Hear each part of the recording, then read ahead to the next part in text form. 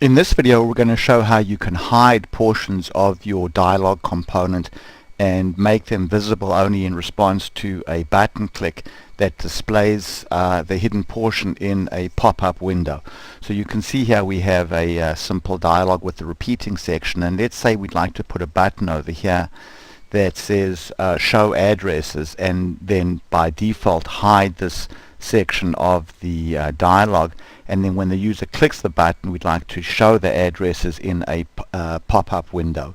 So to do that, let's go back to design mode, and then we're going to go and we're going to put everything that we'd like to hide in its own container. So I'm going to go from here all the way down to the frame end, and then go to the containers and then add a new container. And there's our new container, and we can see that this container has an ID of container underbar 3. So next what I'm going to do is go to other controls now and put in a button, and I'll just change the button text to show addresses, and then go over to the on click action over here and now add a new action. So within action JavaScript there's an action called open a pop-up Ajax window, so we're going to choose that action over here. And now the way in which this pop-up window can be populated, you can make an Ajax callback, or you can explicitly specify some content right now, but we're going to choose this option, which is contents of a container, and then choose the ID of the container that we added, which was container 3. So now everything that's within that container will be displayed in this pop-up window. And then finally let's go here and just increase the width of this window, say to 10 inches. So now save this and then switch to working preview, and now we can see that the repeating section that contained the addresses is gone. And then when we click it, we see our pop-up window, and there's our repeating section, but you can notice that the titles are all messed up. And the reason for that is that the titles on a repeating section are actually positioned using JavaScript, but since this repeating section was initially hidden, that JavaScript hasn't executed, so we need to go back to our button and just add one little refinement to it.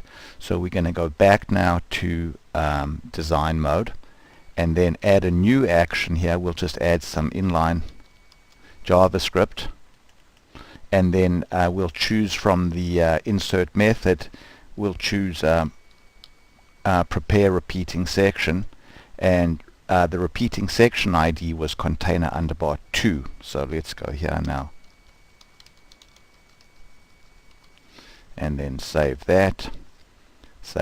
We can see there's the repeating section container underbar 2. So go now to working preview and then press the button, and there's our pop-up window showing the repeating section, and our titles have all been displayed correctly. Now the pop-up window option has a lot of different options, including the types of the window and the position of the window, and whether the window has a toolbar at the top and toolbar at the bottom.